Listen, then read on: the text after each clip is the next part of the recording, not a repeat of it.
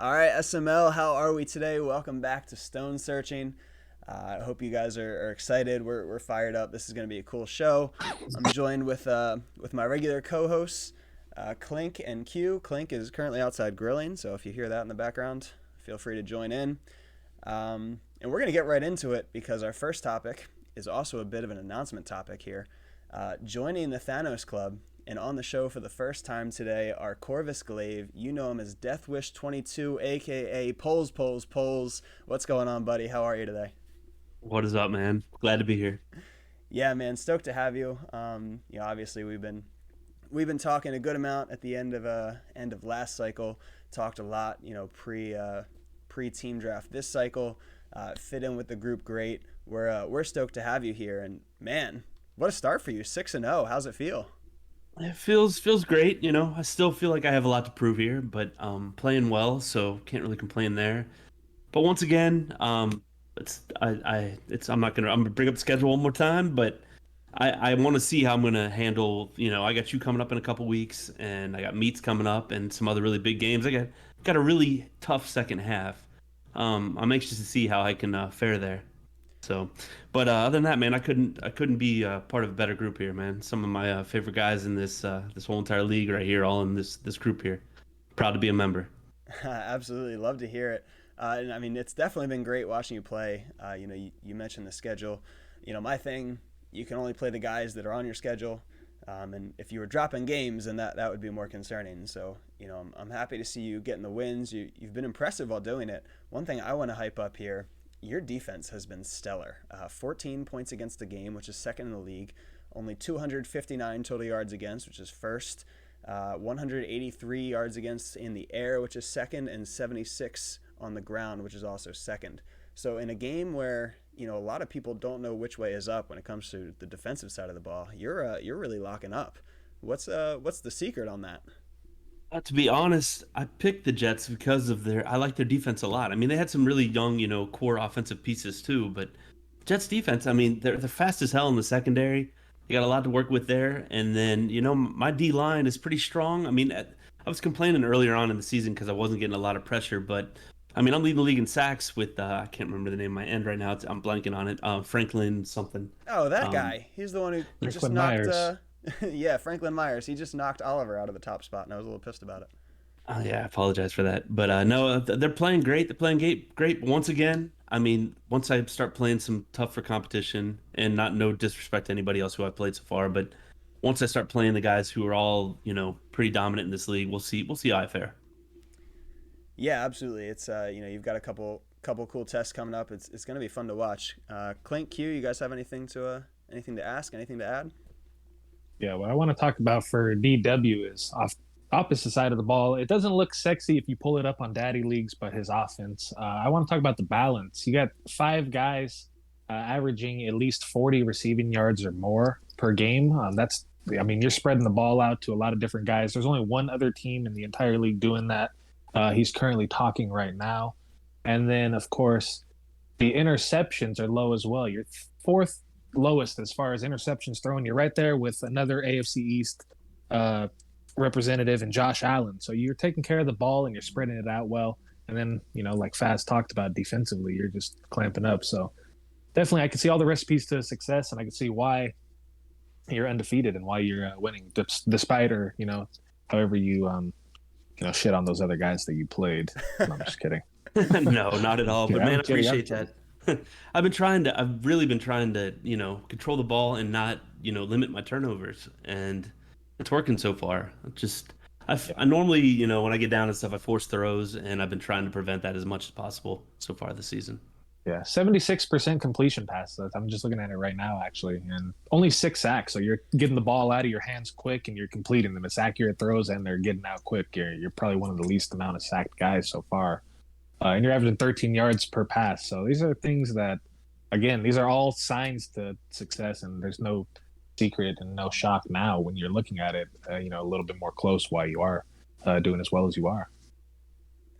Yeah, thanks, man. Appreciate it.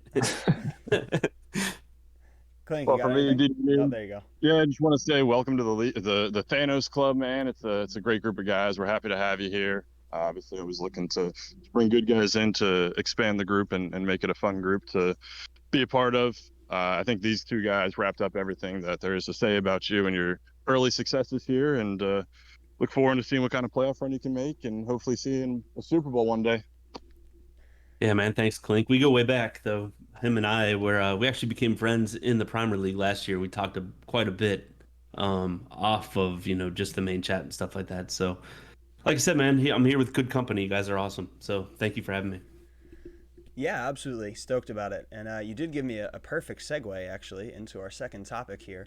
And that is that we have two new guys called up from the primer. It was a bit of a tumultuous. Is that the right word? I'm not sure if I said that correctly, but You're close. yeah, definitely close.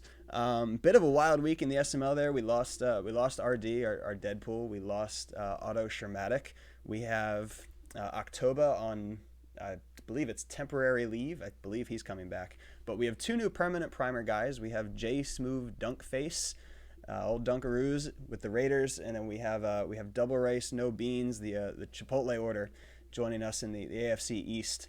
So you were obviously in the primer. You've seen these guys play much more than us three have. So if you could do me a favor and just kind of break these guys down, tell us what they're good at, what they like, what to expect, and then we'll talk about how they can or how they're going to change the landscape of the divisions and the SML as a whole. Oh yeah, for sure. So first off, both of them are great guys, super active in the primer chat. Which, I mean, you want to make a name for yourself, be active in the chat there.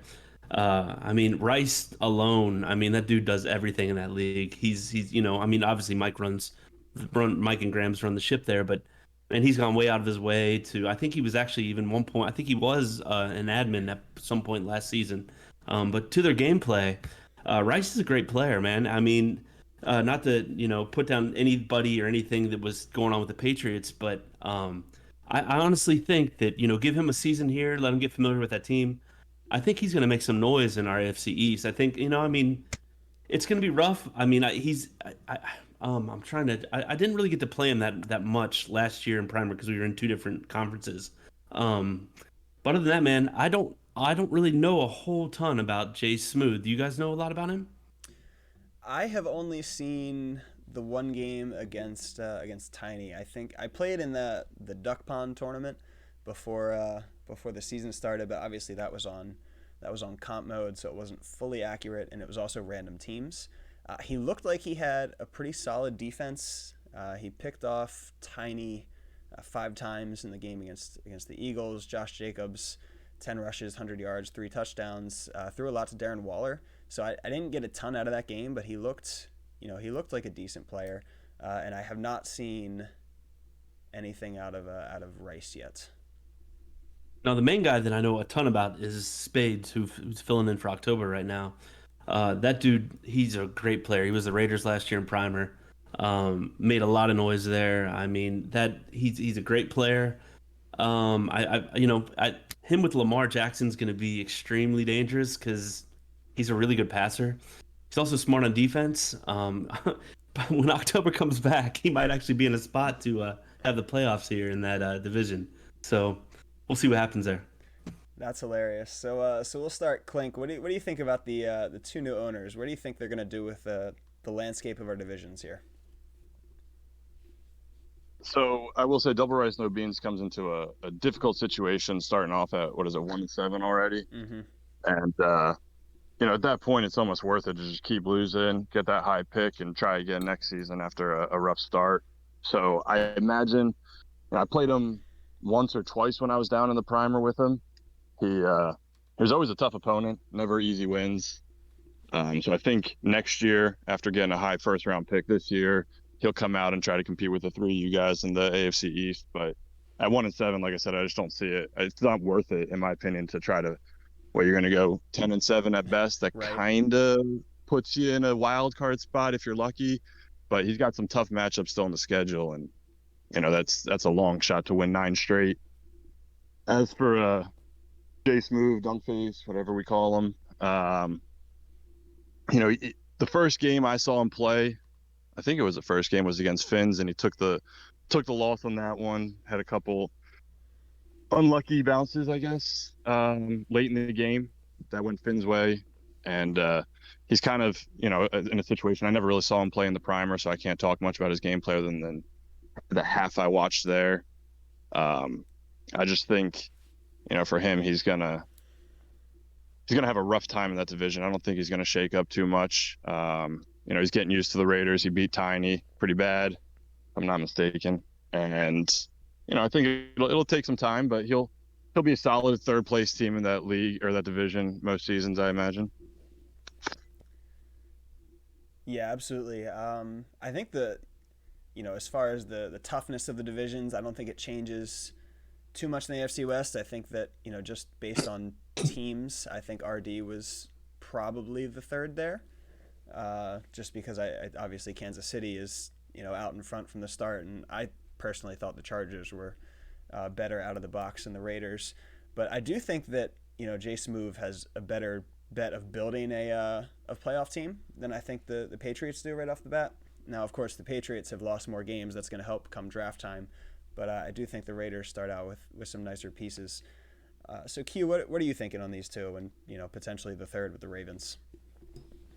Yeah, I don't know much about these guys, but first I want to say welcome to all of them. It's good to have you guys, and especially if you're the big contributors like DW always has said you guys are, and how much I've heard as well, that it only will, of course, make the SML better as a whole. So definitely glad to have them. I haven't seen their games yet, but I would say just automatically, like DW was saying, no offense to any of the previous Patriots owners, but he just probably is going to have a little bit better success right away. And I think we saw it a little bit. He showed flashes of it, or actually, no, I don't even know if he's played. I might be pulling my M&M in the morning and just talking without stats. But I would say that the Raiders winning big against Tiny, that showed obviously that he's not going to probably be any slouch. It's hard to beat anybody 56-14 or whatever the score was. But I don't think the additions of them change the landscapes, like you said, of each division. I think that the AFC East for now, until maybe he can build that team up a little more, will probably stay the same how it is as far as the pecking order. We don't know the pecking order yet, but we kind of know the pecking order.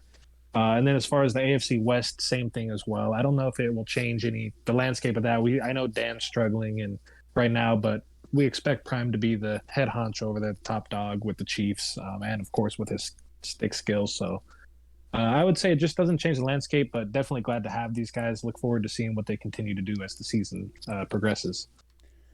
Yeah, absolutely. They've been in chat. They've been, cool guys to have around. So, I'm excited to see what they can bring to the league, for sure. So, topic 3, we've got a handful of teams off to some tough starts. Who, in your mind, do you think has the best chance of turning it around? Maybe not necessarily a playoff berth. Some of these teams are already in some trouble for playoffs. But who do you think has the best chance at turning around, maybe making a push, but at having a successful season? And we'll start with Q on this one. So originally it was actually going to be Double Rice with the Patriots, because I do think that he'll turn it around. I think he has about 4 to 5 wins looking at the schedule on, but it's not going to be enough to really consider it a turnaround. Just based off what he inherited. But I think that it's a start to moving into next year, maybe a confidence booster, beating a couple teams and then starting fresh next season as we go on in the cycle. But my real one that I'll say is probably going to be Coop. He's 3-4 right now. The AFC South, it is a wide open race. But he plays you next, but after you, there's a potential 5-game streak he can go on. He plays the Colts, which is Mike. He plays Fig in the Niners. He plays Two-Step in the Falcons. Then he plays Colt in the Rams. After that, Field with the Titans. So that could be a possible 5-game streak. Now, obviously, he can go 1-4 in that as well. You don't know with those games. You don't know how the outcome can go. But then he follows it up with ZZ, who's 1-7 right now, and he closes it out with, again, Double Rice, who might be tanking by that time because he knows he has, he's not a playoff contender, and then Mike again, who again, they could split. I could see them sweeping each other. It can go either way. So I see Coop possibly making the playoffs. He can definitely get 10 wins. I see 6 possible easy wins right here. But it's, again, oxymoron saying easy and then also saying it's probably going to be tough to get those wins as well. Yeah, that's definitely fair. That AFC South they're all over the map. And speaking of the AFC South, DW, who's your guy? You already know it. Well, Coop is one of my boys. He's definitely one of my boys, but man, I'm going with my dude Mike FML here. So Mike FML, he's back up to 500. You know, he's got Easton throwing for him. He just had a pulled off big win today against his division foe, or I think he beat Field, right? Yes, Field today. Yes. Um, Man, I think Mike just has it. I mean, his schedule coming down the way, it's kind of 50-50. He's playing some tougher teams, but he does have 4 teams on his schedule remaining that all have losing records, and he gets to play Coop twice. So if he can steal 2 games from Coop, he might be able to take that AFC South division and make it in the playoffs. I mean, all you got to do in that division to make the playoffs is win the division, and that's it. And I think Mike's going to pull this off. That would certainly be interesting to see. I am definitely pulling for a Mike playoff run and a Mike playoff game after the tragedy that we saw last season when he needed, I think it was one out of his last 5 games, and he unfortunately dropped all 5. That was heartbreaking to watch. So I'm certainly rooting for him. I'm gonna pop conferences here. I originally kind of intended to stay in the AFC, but instead of going with 3 AFC South teams, I'm gonna head to the NFC. And I'm looking at Colt and the Rams. He got off to a tough start.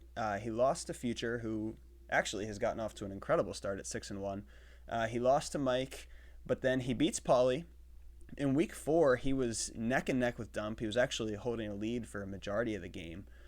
He then lost a close one to Noel, blows out KJ, gets kind of smacked by UQ. That was kind of rude of you. But then he beats ZZ. And I'm looking at the rest of the schedule, and I don't see a ton of, unwinnable games. I think Dump in week 14, you have to think that Dump's probably going to win that one. I see D-Muse in week 16. As D-Muse continues to develop with Mond, that could be a tough one. And, the rest of these, I see a lot of games he can win. I see Figs on here twice. We have Field is up this week. We've got Lawyer in week 12. So, there's some winnable games here. He's shown that he can play offense. He is, top 10 in the league in both yards for and passing yards for. He just needs to, get a little bit better on the defensive side of the ball. But eventually Donald and Ramsey are going to start to make some plays. So yeah, I think I'm going to roll with Colt. I think I can see him making a little bit of a run, surprising a couple teams down the stretch. And in the NFC, the playoff spots they're wide open. We don't have a lot of teams that we can lock in for sure as a playoff team. So Clink, what are you thinking? Who's your comeback player? So I'm sticking in the NFC. I'm going with D-Muse, the guy you mentioned a second ago. So D-Muse got off to a rough start. He had a couple really bad matchups to start, some guys that are somewhat unexpectedly good. I think Noel's making a great comeback cycle here. He lost to him. He lost to Q, who we all know is a great player. And he lost to, Bomber. Yeah, he got beat pretty bad by Bomber. Everyone gets a pass on the Bomber games. Yeah, and I apologize. He actually beat Noel, and he lost to Dump. Sorry, guys, I'm grilling. It's a little tough watching the phone and watching the steak. This over there flipping burgers and giving analysis. This is incredible. So he lost the Dump, he lost the Bomber, and he lost the Q. All 3 really good teams, good users. He's got the bye. Coming off the bye, he's playing Grams tonight. Or whenever he's playing Grams is going to be a huge kind of measuring stick for where he stands, because Grams has shown that he's doing well this cycle. It's kind of fitting his scheme. And then he's got a whole lot of favorable matchups, we'll say. He's got the Ravens, which is a new guy who's probably pretty good now, but it's winnable. He's got Dan, who I think we'll see what Dan does over the next couple of weeks, if that'll be easier or tough. And he's got the Packers. He's got Figs. He's got Q again. He's got Matt. He's got the Bears again. He's got the Rams, and he's got the Packers again. So, definitely some difficult games in there. Some games that are gonna, kind of give him a feel. But it seems like he's starting to figure out that Vikings offense. He's got the 10th best rushing offense, 12th best rushing offense, and 10th most points scored on offense in the league. His defense needs a little help, but we all know that Vikings defense is a little old. So I think once he gets a handle on this game, on his team, he's gonna figure it out. And D-Muse, again, sorry for taking the Saints from you. I know you were playing with them, and you got thrown for a loop having to use the Vikings. but I got you as being the comeback player here. Well, there you go. You can kind of, you know, pat him on the head after you kicked him while he was down. So that's, I mean, I guess kind of a consolation prize. He took his team, but at least you think he can make a run of it in season 1 here. So that's going to take us to our last topic. And this was, you know, a fan favorite. We got a lot of messages after we did this the first go around. So we're going right back to it. Should become a weekly fixture. And that is going to be our Come On Man.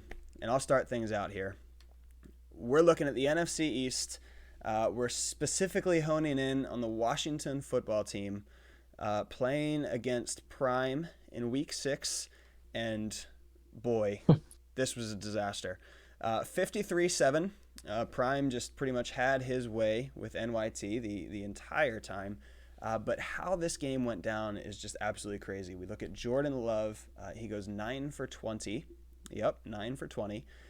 With 6 total interceptions. This man said first round pick for Jordan Love, and then everything I throw is going to be at the wrong team. And you know, Jordan Love has some issues for sure, but I watched the game and there was a few Stevies in there. There was definitely a couple close the eyes, hit the button. You know, maybe you put in chat after, oh, that was a wrong button because it was just that bad. But he wasn't done. No, he wasn't done there. He throws 6 picks with Jordan Love. He brings in Colin Kaepernick because, you know, at that point it's definitely the quarterback. He throws another pick with Kaepernick on 6 attempts. And just when you think it can't get any worse, he says, you know what, screw it. We're going crazy. We're bringing in the wide receiver. He throws the Wildcat. He throws a pick with De'Ami Brown. And he says, you know what, it didn't work the first time. We're doing it again. He throws another pick, 2 picks with De'Ami Brown, 1 pick with Colin Kaepernick, 6 picks with Jordan Love. NYT, come on, man. Oh, goodness. Oh. Whoever wants to jump in after that, feel free. Well, hey, I'll ride your your coattails here because I'm going to stay in the same exact division, and the main focus for me is interceptions there. I don't know what's going on there, guys, but that whole division is on pace to throw for 176 total interceptions this whole entire season. Oh my gosh. Tiny alone is on pace to throw 62 interceptions. NYT 47, KJ 39. I mean, thank God Grams is there. He's holding things together a little bit for you guys, but come on, guys. You guys got to turn around. Come on. My come on man. Yeah, my come on man is gonna be pulling out this world's smallest violin, the Mr. Krabs style for Matt. Before the off, I don't know if anybody remembers the off season. I know we're on a new app now, so it's no longer Group Me. But Matt was talking very big in the off season. He was smacking everybody around on comp, and then suddenly everything changed, and he did go into RPO poly mode, and he did definitely just went into the I'm not good enough to compete. I can't do it. I can't do this. Every time he plays somebody big. So I'm just tired of it, Matt. Come on. You're much better than that. You're a Super Bowl representative. I have never even gotten there. There's a lot of guys that are considered decent or good that have never gotten there. Where you're not selling yourself short anymore. My come on, man, is stop the soap opera. Stop the baby violin for yourself. No more Mr. Poor Me. You're much better than that. All right, let me set the stage for mine. So driving to pick up the fiance from her flight, and Foz texts me saying, "Hey, I'm playing. Come on, tune in, hang out." I said, "All right, cool." So I'm listening to the game. Oh, geez. Not watching anything. And about half a quarter in, all I hear is Foz go, "Wait, why the hell is Emmanuel Sanders on the field? What the crap? Why'd they take Davis out?" For the rest of the game, I kid you not, this man, instead of just going, pausing for a second, changing his depth chart, or even hitting a simple one button to sub out Emmanuel Sanders, put Gabriel Davis in, a young stud who's been playing well for him to this point, he proceeds to complain the rest of the game. Man, just hit a button, pause it, do whatever you got to do. You went 3 quarters complaining about Emmanuel Sanders being on the field. You even throw the ball to him a couple times, complaining even when he catches it. Come on, man. Okay, well, look, it's reception by committee, it's run by committee, it's everything by committee in Buffalo. You know, Emmanuel snuck his way onto the field. He drugged Gabriel Davis and locked him up in the locker room. So we had to give the man the ball, you know, and then we cut him right after that. And now I think he's on Coop's team, so hopefully he's doing well for himself. But yeah, so we don't have to worry about Emmanuel Sanders anymore. That's our show for today. Thank you guys for tuning in. Q, Clink, DW. Thank you guys again. DW, welcome. And that's it for Stone Searching this week. Good luck, everybody, in your games, and we'll see you next time.